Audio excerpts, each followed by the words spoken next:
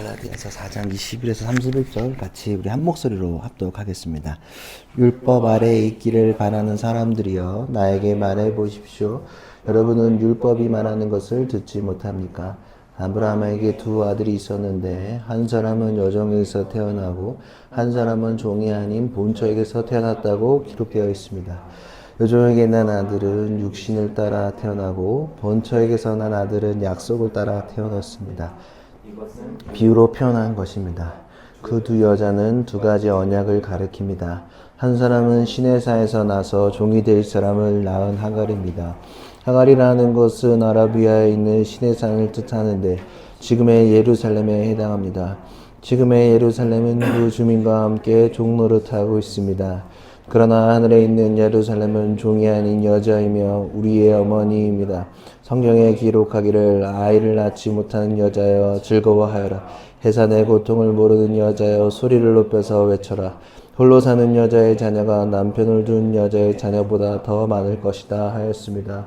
형제자매 여러분, 여러분은 이삭과 같이 약속의 자녀들입니다. 그러나 그때 육신을 따라 낳은 사람이 성령을 따라 낳은 사람을 박해한 것과 같이 지금도 그러합니다. 그런데 성경은 무엇이라고 말합니까? 여종과 그 아들을 내쫓아라. 여종의 아들은 절대로 종이 아닌 본처의 아들과 함께 유업을 받지 못할 것이다 하였습니다. 그러므로 형제자매 여러분, 우리는 여종의 자녀가 아니라 자유를 가진 여자의 자녀입니다. 아멘. 이는 하나님의 말씀입니다. 오늘은 두 어머니 두 아들 이 제목을 가지고 말씀을 나누겠습니다. 우리가 역사 드라마를 보면 후손을 낳기 위한 전쟁 같은 모습을 볼 수 있습니다. 굳이 제가 특정한 인물을 거론하진 않더라도 왕비가 아들을 낳지 못해서 고통받고 또 그렇기 때문에 이제 손을 잇기 위해서 후궁을 통해서 아들을 낳게 된다면 이제 왕비랑 이제 본처랑 후궁 때문에 갈등이 있는 모습들이 너무 많고 또 그것 때문에 역사가 바뀌기도 하고 여러 가지 모습들이 있습니다. 또 중요한 건 이제 아들의 출생 여부가 이제 큰 영향력이 있으면 우리는 사실 굳이 설명하지 않더라도 잘 알고 있습니다. 이전에는 자녀, 그 중에서도 남성이 사회에서는 이제 생산자의 역할을 감당했기 때문에 남자의 소중함이 조금 더 있었습니다. 왜냐하면 남자가 노동력의 상징이며 경제 활동의 근간이 되었기 때문에, 그리고 가족을 대표하는 상징도 가지고 있었기 때문에 많은 생산을 위해서는 남자가 어느 정도 필요해, 노동력이 강력하게 필요했고, 그리고 그렇기 때문에 많은 생산을 위해서는 일부 다처제를 유지했던 것 같습니다. 현대사회는 그렇게까지 남자의 노동력이 여전히 유효하지만 그 전보다는 많은 것들이 대체되기 때문에 라고 저는 생각하고, 여러 가지 현대가 되면서 일부 다부제입니다. 그러니까 전혀 일부 다부제가 아니죠. 일부 일처죠. 예. 일부 다부제입니다. 그래서 법적으로 무조건 한 남자와 한 여자만 결혼할 수 있게끔 1대1 관계를 기본으로 합니다.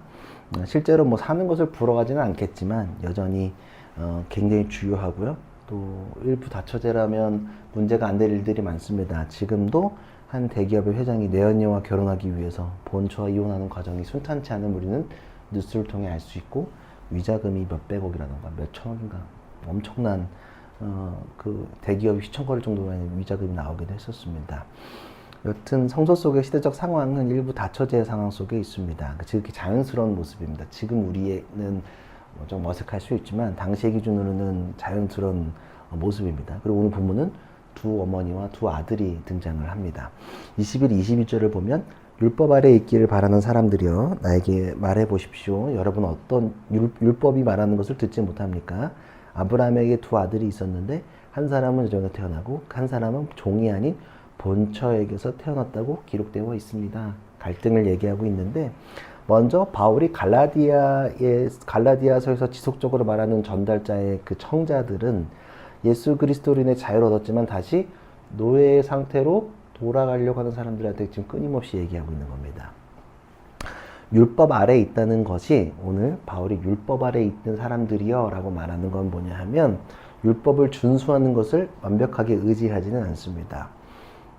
바울이 율법 아래에 있다고 말하는 것은 하나님 앞에 서기 위해 율법에 의존한다는 방법이다. 그러니까 율법에 의존하면서 하나님한테 가는 것, 근데 사실은 계속 바울이 말하는 건 율법을 의존해서 하나님 앞에 나아가지 마라.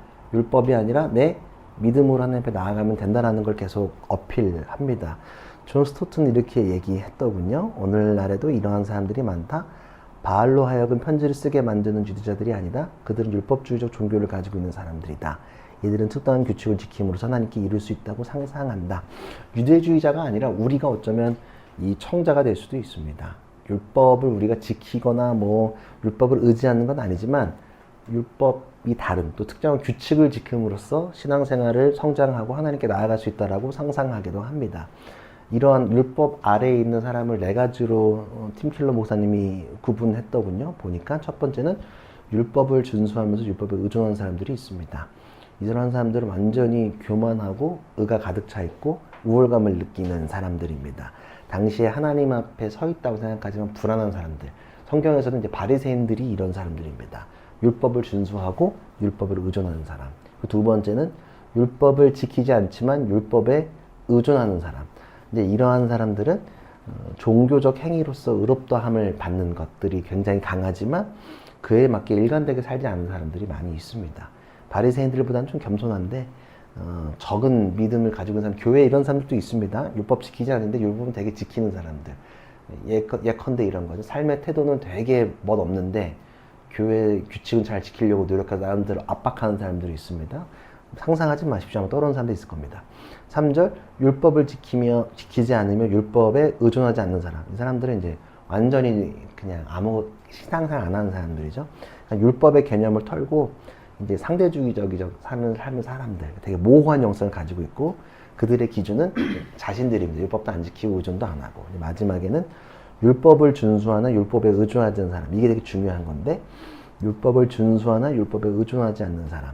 이들은 복음을 알고 복음을 주는 자유를 누리는 사람들이고 하나님 앞에 자녀가 된 사실을 누리면서 거짓 우상들을 쳐내면서 율법을 의존하지 않고 나아가는 사람들입니다.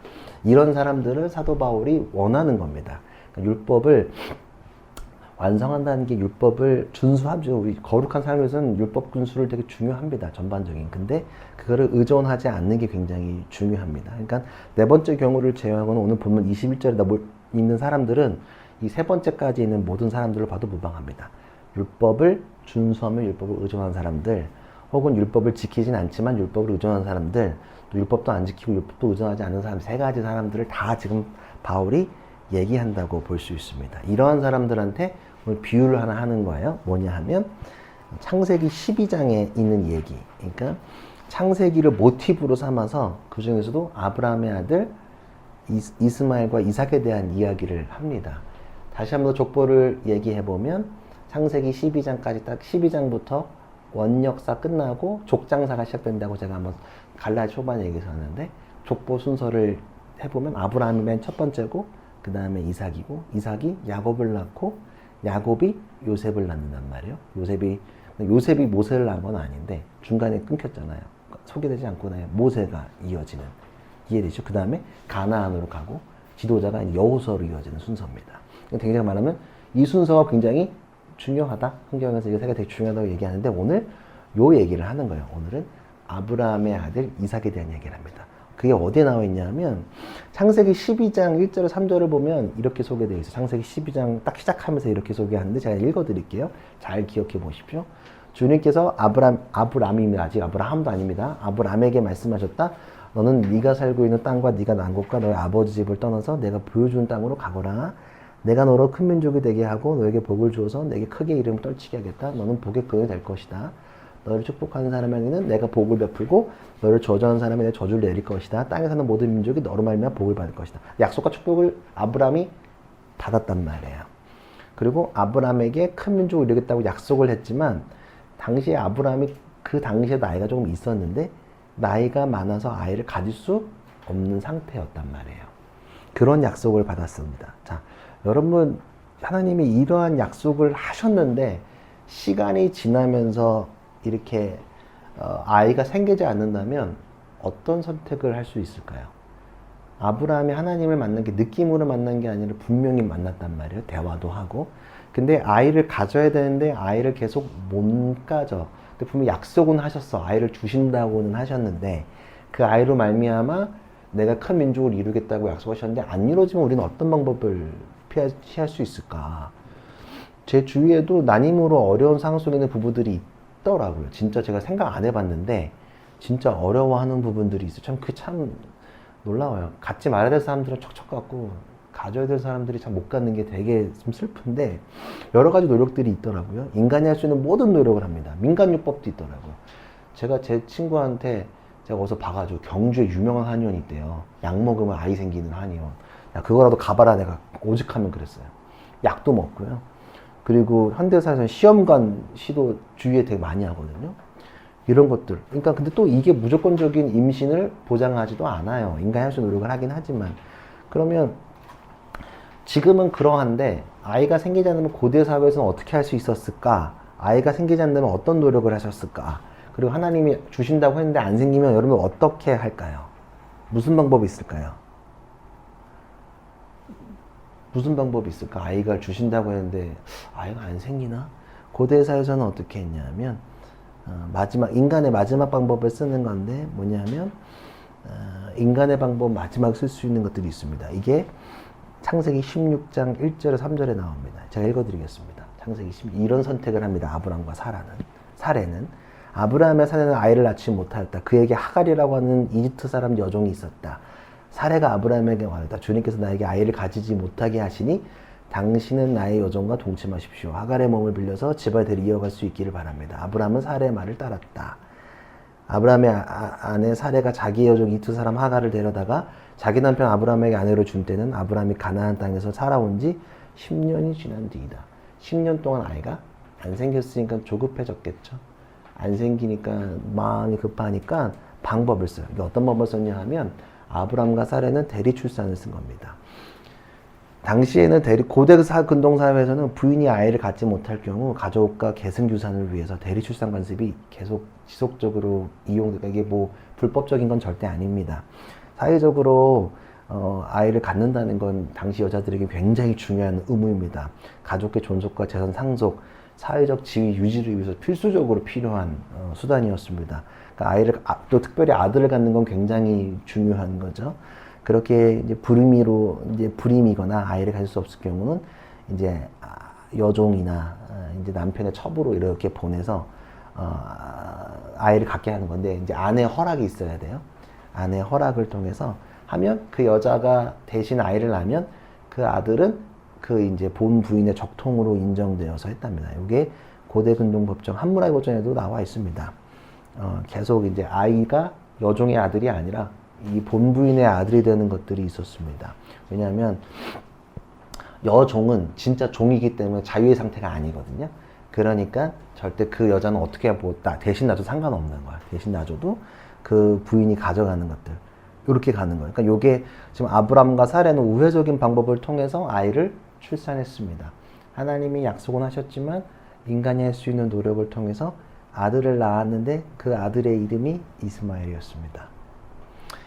이렇게 이스마엘만 가면 문제가 안 되는데 하나님의 약속은 그 후 시간이 흐른 뒤에 성취되었습니다. 창세기 21장 1절에서 5절에 보면 주님께서는 말씀하신 대로 사라를 돌보셨다. 사라에게 약속하신 것을 주님께서 그대로 이루시니 사라가 임신하였고 하나님이 아브라함에게 약속하신 바로 그때가 되니 사라와 늙은 아브라함 사이에서 아들이 태어났다. 아브라함은 사라가 낳아준 아들에게 이삭이라는 이름을 지어주었다. 이삭이 태어난 지 8해 만에 아브라함은 하나님이 분부하신 대로 그 아이에게 할례를 베풀었다. 아브라함이 아들 이삭을 보았을 때 그의 나이는 100살이었다. 자, 이제 아브라함이 아들을 둘 낳았는데 하나는 하갈을 통해서 낳은 이스마엘, 그리고 본 아내 사라를 통해서 낳은 이삭이 대비가 됩니다. 이해되시죠? 여종을 통해서 대리 출산을 한 아들과 나의 사랑하는 아내를 통해서 낳은 아들 간의 대비가 충돌이 일어납니다. 그래서 오늘 바울은 이 얘기를 오늘 사람들에게 아까 율법 안에 있는 그 사람들에게 전달하는 겁니다. 오늘 본문으로 보면 23절에서 26절 눈으로 한번 핸드폰 다 보시고요. 제가 읽어드리겠습니다. 읽어준 사이 눈을 한번 보십시오. 이렇게 얘기합니다. 그 얘기 모티베이션을 갖고 오면서 얘기를 하는 거예요. 설명을 이제 하는 거예요. 여종에게 난 아들은 육신을 따라 태어나고 본처에서 난 아들은 약속을 따라 태어났습니다. 이것은 비유로 표현하는 것입니다. 그 두 여자는 두 가지 언약을 가리킵니다. 한 사람은 신에서 나와서 종이 될 사람을 낳은 하갈입니다. 하갈이라는 것은 아라비아는 신의 산을 뜻하는데 지금의 예루살렘에 해당됩니다. 지금의 예루살렘은 그 주민과 함께 종로를 살아가고 있습니다. 그러나 하늘에 있는 예루살렘의 종은 아닌 여자이며 우리 어머니입니다. 바울 24절에 보면 이삭과 이스마엘의 이야기를 비유적으로 표현한다고 자기가 먼저 얘기해요. 비유로 풀어내겠다. 그러니까 여기서 비유로 영어로 하면 알레고리라 그래요. 알레고리. 알고리즘 아니고 알레고리. 그러니까 그리스어인데요. 다른과 말하다에 유래된 단어로서 이제 표면적인 이야기나 표면 속에 숨겨지고 의미적인 상징적인 이야기가 알레고리입니다. 비유 이거 아시죠? 그러니까 큰 이야기 안에 숨겨져 있는 거, 그러니까 일부러 이야기를 숨겨놓는 거를 알레고리라고 이야기를 합니다. 이중적인 의미를 전달합니다. 도덕 철학이나 정치적 이념, 신학적 진리를 숨겨서 독자나 관객에게 이중적인 것들, 그러니까 노골적인 설명 대신에 비유와 상징을 통해서 교훈적이고 철학적인 이야기를 한다는 거. 그러니까 자기는 지금 창세기는 자기가 봤을 때 이건 비유라는 거예요. 그리고 그 비유를 통해 내가 설명을 해보겠다라는 겁니다. 이해되시죠? 그러니까 겉으로 보기에는 이스마엘과 이삭의 얘기지만 오늘 바울이 얘기하는 건 다른 의미가 있다는 것을, 그 안에 진짜 담겨져 있는 얘기를 바울이 지금 더 설명하겠다라고 얘기하는 겁니다. 이해되시죠? 이거를 지금 쉽게 말하면 바울이 지금 창세기를 주석하는 겁니다. 이거를 통해서 얘기하는 거예요. 뭐라고 얘기냐면 두 어머니와 두 아들의 강한 대립이 이어집니다. 먼저 어머니의 대립을 보면 하갈은 뭘 상징할까요? 노예의 상태를 상징합니다. 율법과 노예입니다. 율법과 노예를 상징합니다. 그리고 하갈의 지금 상태는 뭐죠? 아들을 낳았지만 여전히 종입니다. 그리고 또 하나는 스스로의 노력을 상징합니다. 스스로의 노력으로 아들을 낳았습니다. 아브람과 하갈의 노력으로 아들을 낳은 겁니다. 이게 지금 하갈이 상징하는 거예요. 반대로 사라는 뭘 상징할까? 약속과 자유를 상징합니다. 그녀는 자유로운 여인입니다. 그리고 하나님의 약속에 의해서 아들 이삭을 낳았습니다. 약속으로 인해서 아들을 낳았다는 겁니다. 자, 그 다음에 대비되는 건 뭐냐면 하갈은 옛날 약속을 상징합니다. 옛날 언약, 시내산에서 주어진 율법을 상징합니다. 왜 시내산에서 상징한 율법을 얘기할까? 왜 시내산이라고 굳이 얘기했을까? 시내산 하면 떠오르는 게 누구죠? 모세죠. 모세는 뭘 받았지? 율법을 받았잖아. 그쵸? 그러니까 당연히 이 시내산 얘기를 일부러가 아니고 강조하는 겁니다. 그리고 이 언약은 사람을 종으로 만듭니다. 억압합니다. 이게 하갈입니다. 그리고 사라는 새 언약, 하나님과 은혜의 약속을 상징합니다. 이는 예수 그리스도를 통한 구원을 의미합니다. 이해되시죠? 두 번째, 하갈의 아들 이스마엘은 인간의 노력으로 태어난 아들, 율법 아래에 있는 모든 사람들을 이스마엘로 얘기하고요. 사라의 아들 이삭은 하나님의 약속으로 태어난 아들로 믿음으로 얻는 자유를 상징합니다. 그러니까 두 상징이 대립해 충돌하는 겁니다. 그리고 앞서 3절에 우리가 3장에 보면 우리가 믿음으로 아브라함의 언약을 우리도 얻었다. 그래서 우리가 그 믿음으로 아브라함의 족보에 우리가 들어가게 된다는 것을 확인합니다. 신앙 생활의 방향의 끝은 사실 하나님 나라 완성에 있습니다. 그리고 하나님 나라 완성 가운데 예수님의 재림을 기다리는 것이 우리의 신앙이기도 합니다. 그래서 이거를 악용하는 사람들도 있는데 여하튼 주님의 재림을 기다리는 것이 우리의 신앙입니다. 그때 완성되는 곳을 새 예루살렘이라고 부릅니다. 새 예루살렘. 신천지가 많이 막 써가지고 이상한 거라고 하는데 그거 절대 아니고요. 걔네가 막 악용하는 거지 걔네 말이 맞다는 얘기가 아니라 교회에서 새 예루살렘을 씁니다. 왜 그러냐면 하나님 약속이 이루어진 자유의 장소를 상징합니다. 새 예루살렘. 지금 예루살렘 말고 진짜로 새 예루살렘을 얘기하는 겁니다. 땅 아래 묶여져 있는 그 예루살렘이 아니라 하늘에 그 새롭게 있는 예루살렘을 의지합니다. 그러니까 율법, 인간의 방법으로 묶인 하갈, 그리고 하나님의 약속이 붙들린 사라를 대비하는 겁니다. 그러니까 억압과 자유를 자꾸 대비시키는 겁니다. 믿음은 자유를 향해 나아갑니다. 그리고 믿음은 결국 약속이 성취되는 것을 믿음으로 통해 우리는 보게 됩니다. 근데 재밌는 것은 뭐냐면 죄 가운데 갇혀있는 사람들은 자유 속에 있는 사람들을 공격합니다. 왜냐하면 갇혀있음은 우리가 보면 죄의 상태가 갇혀있는 거잖아요. 왜냐하면 죄의 속성은 풀어주는 게 아니라 가두기 때문에 그렇습니다. 제가 이 얘기를 왜 하냐면 잘 보세요. 죄는 우리의 가능성을 가두려 하고 소망을 가두고 희망을 가두고 성장을 가두고 비전을 자꾸 죄나 억압이나 율법은 우리를 그렇게 올가매요. 그 상태를 보면 오늘 되게 재밌는데, 죄는 자유를 질투해요. 갑자기 적자가 태어난 상태에서 하갈과 이스마엘은 어떤 상황이었을까? 지금 자기가 아브라함의 아들로서 커오고 있는데 갑자기 적자가 태어났어요. 어땠을까? 생각해보면 굉장히 불편했겠죠. 보세요. 창세기 21장 8절 13절입니다. 제가 읽어드릴게요. 창세기 21장 8절 13절입니다. 잘 들으세요. 아기가 자라서 젖을 떼게 되었다. 이삭이 젖을 떼는 날에 아브라함이 큰 잔치를 벌였다. 그런데 사라가 보니 이집트 여인 하갈과 아브라함 사이에서 태어난 아들이 이삭을 놀리고 있었다. 사라가 아브라함에게 말하였다. 저 여종과 그 아들을 내보내십시오.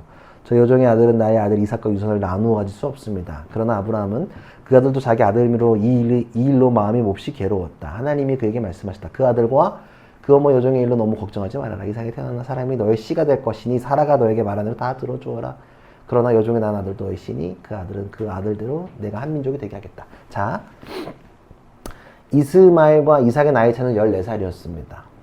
젖을 떼는 나이라고 하면 보통 돌입니다. 그러니까 중1 되는 놈이 돌 뗀 동생을 놀리는 꼴입니다.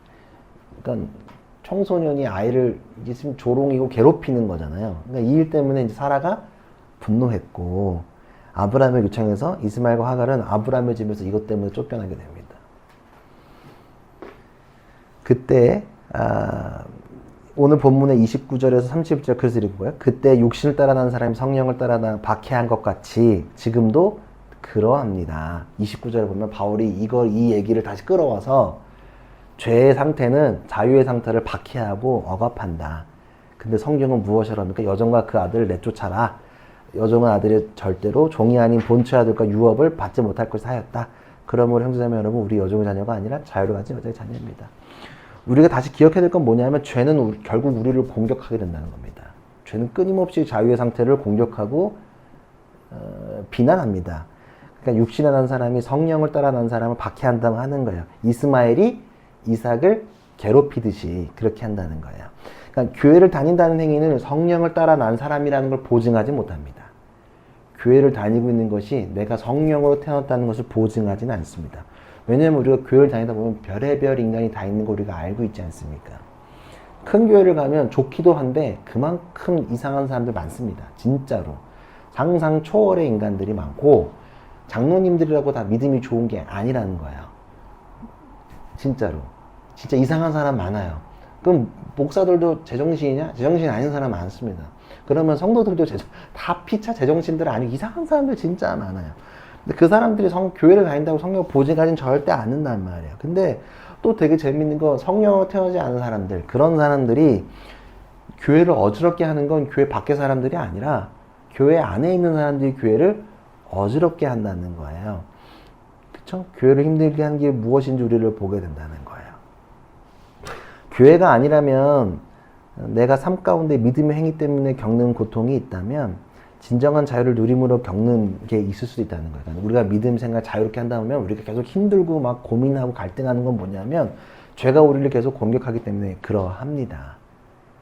자, 우리는 선택의 문제에 도달할 수 있습니다.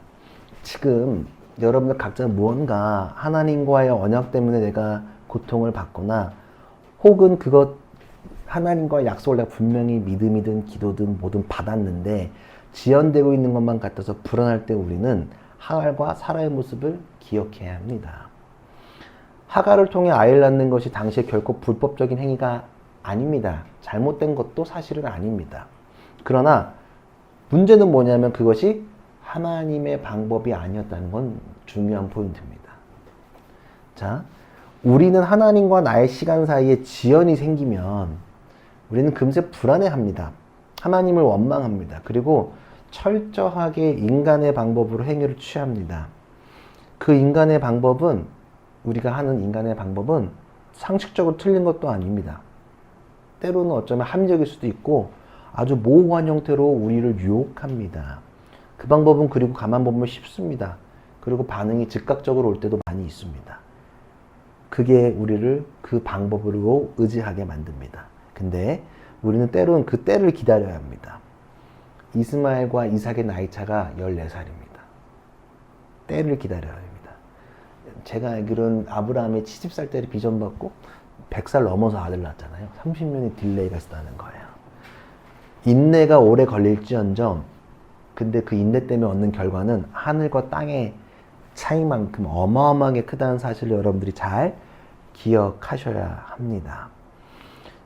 율법은 우리를 살게 하지는 않습니다. 절대 그런 능력을 가지고 있지 않습니다. 우리를 살리는 건 하나님의 약속을 통해서만 가능하다는 겁니다. 생명은 그 시작부터 다릅니다. 우리는 유업으로 받을 겁니다. 모든 하나님의 것을 믿음으로 말미암아. 근데 방법은 독특합니다. 구약의 약속을 다 받을 겁니다. 자, 이스마엘의 탄생은 자연적입니다. 그러나 이상의 탄생은 초자연적입니다. 초자연적은 하나님의 개입을 의미합니다. 요즘 저도 이런 생각을 해봅니다. 나를 또 우리를 이렇게 사랑하셔서 선택하셔서 사랑하실까? 왜 사랑하실까? 이 생각을 좀 해봐요, 요즘에. 하나님과 좀 숨바꼭질한다는 느낌이 들 때가 있거든요. 계시는 건 알겠는데 잠깐 어디 숨어서 내가 그거를 막 찾는 것 같아. 근데 이제 내가 너무 꼬맹이라서 아빠가 일부러 숨어 계시는 것처럼 그런 것 같아서 마음이 그럴 때가 있어요. 근데 이유를 잘 모르겠어요. 왜냐하면 사람의 기준으로 보기에는 제가 잘난 것도 없고 또 우리가 너무 잘난 게 전혀 없기 때문에 그럽니다. 그럼 왜 그렇게 사랑하신다고 하고 이렇게 그 길로 가게끔 미실까라고 생각을 해보면 하나님이 우리에게 주신 사명이 있기 때문에 그러한 것 같습니다. 하나님 나라의 백성 하나님께 연결하는 그 사역 때문에 그런 거, 또 민첩하게 그 일을 해야 될 간절한 마음이 저한테 있나 보다, 우리에게 있나 보다. 그래서 제가 하는 게 아니라 그 모든 것이 하나님의 은혜 가운데 있는 거구나라는 생각이 요즘 들어 많이 듭니다. 숨바꼭질하는 것 같지만 하나님의 주도권에 있다는 것을 제가 좀 요즘 들어 많이 생각하게 됩니다. 믿음으로 하나님의 자녀가 된 모든 이들 은혜를 경험합니다. 그리고 그 은혜를 하나님의 주도권 안에 있음을 우리는 고백하게 됩니다. 하갈로 상징되는 옛 언약, 사라로 상징되는 새 언약, 그리고 옛 언약의 범주는 자연, 율법, 속박이라면 새 언약의 범주는 약속, 성령, 자유라는 사실을 기억하셔야 됩니다. 이것의 근본적인 차이는 이스마엘의 종교는 자연적으로 하는 종교, 인간의 방법을 자연적으로, 하나님의 특별한 간섭 없이 스스로 할 수 있는 노력의 종교를 상징한다면 우리는 이삭의 종교입니다. 이삭의 믿음입니다. 이삭의 기독교입니다. 이게 뭐냐면 은혜를 경험하고 하나님이 하신 일과 하나님의 신적 주도권이 우리 가운데 있는, 하나님의 간섭이 우리 삶 가운데 있는 종교라는 걸 우리는 기억하셔야 합니다. 우리는 끊임없이 질투, 불안으로 하나님의 언약을 내 뜻대로 하기 위해서 노력합니다. 불안하거든. 성경도 그렇잖아요. 아브라함도 불안했다고요. 더더욱이 여자는 더 불안한 것 같아요. 제가 보기엔. 제가 여자가 아니라서 모르겠지만 물론 이제 저는 친구들이 마음 어려워하는 거를 그 사모님 얘기 듣는 게 아니라 친구들 얘기 혹은 또 다른 만났을 때 남자들 얘기만 들어서 보는데 여자들의 마음은 더 힘들었을 것 같아요. 더 불안했겠죠. 근데 자꾸 그거를 의존하게 만든다는 겁니다. 내 뜻대로 하는 게 절대 아닙니다. 우리의 노력은 언제나 한계를 가지고 있습니다. 하나님은 약속을 이루시고 이 약속은 우리의 노력과 조건에 의존하지 않고 오직 하나님의 은혜에 은해서 성취된다는 것을 여러분들 기억하셨으면 좋겠습니다. 우리 삶 가운데 반드시 역사하고 계시고 더 크게 성취하고 있다는 그 사실도 기억했으면 좋겠고 그때를 묵묵히 기다렸으면 좋겠습니다. 오늘 하갈과 사라를 통해서 그런 것 같습니다. 여러분들 그렇다고 해서 이게 되게 어려운 부분이긴 합니다. 이 본문이 많은 학자들이 어려워하는 본문입니다. 이거 되게 제가 쉽게 얘기하려고 노력했지만 굉장히 제일 어려워하는 갈라디아서에서 굉장히 어려워하는 부분입니다. 근데 저는 분명히 하나님의 그 이삭의 약속을 믿는 게 되게 중요하겠다. 그러니까 인간의 방법이 쉽고 빠르고 정확합니다. 근데 하나님은 때로는 쉽고 빠르게 가는 길을 원치 않을 수도 있겠다라는 생각을 합니다. 하나님의 뜻대로 가는 것을 원하신다는 그 사실입니다. 여러분들도 그러한 마음을 잘 기억하고 주의 뜻대로 갔으면 좋겠습니다. 역시 여러분들 가운데 뭔가가 하나님이 분명히 내가 수련회를 가든 주일날 말씀을 듣든 예배 가운데 삶 가운데 내가 깨닫고 하나님이 보여주시는 것들이 있는데 그것이 즉각적이지 않아가지고 힘들고 어려워할 수도 있다는 거. 저도 그런 마음이 있기 때문에 그러합니다. 즉각적이지 않아서 미쳐버릴 것 같다는 생각이 들어요. 근데 때로는 하나님이 약속하신 거는 반드시 성취하시는데 그거를 인내하고 기다리는 것들이 우리 가운데 중요하다. 그러니까 하나님의 뜻을 놓치지 않고 기다리는 것이 매우 중요할 것이라는 생각을 제가 요즘 많이 하게 됩니다. 제가 보잖아요. 제가 이렇게 보면 감신 입학했을 때 막 친구들이랑 얘기했을 때 막 나는 그때 막 여의도 순복음교회가 막 70만 명 성도 이런 거 막 되게 자랑할 때 몇십만 성도 막 나는 그러면 한 20만 정도 겸손하게 20만 목회하겠다 이렇게 막 친구들 얘기하고 그랬고 하나같이 다 그런 얘기 했었어요. 그리고 그래서 하나님이 목회자로 불렀지 20만 명 목사로 부르진 않으셨다. 그걸 나중에 깨달았고 그리고 그때 그러니까 이제 내 목표가 있으니까 하나님 주신 거 목표에 내가 내 거를 막 입혔잖아요. 그러니까 그게 막 즉각적으로 뭔가 안 되니까 미치는 거지. 근데 가만 생각해 보면 그게 절대 이루어지지 않는 거야. 하나님은 계속 성장시키시고 만지시고 연단하는 과정이 있는데 그거를 못 견뎌가지고 힘들어 막 답답해하는 게 또 있었던 것 같아요. 근데 중요한 건 하나님의 언약은 반드시 성취된다. 근데 그것은 하나님의 그 때에 따라 하나님의 섭리 안에 이루어진다는 그 사실을 잘 기억하십시오. 그래서 인간적인 방법이나 인간적인 그 빨리 가는 것 그 길에 속지 마십시오. 하나님의 뜻을 잘 기다리며 나아가는 저와 여러분 모두가 됐으면 좋겠습니다. 함께 기도하며 주께 나아갑시다.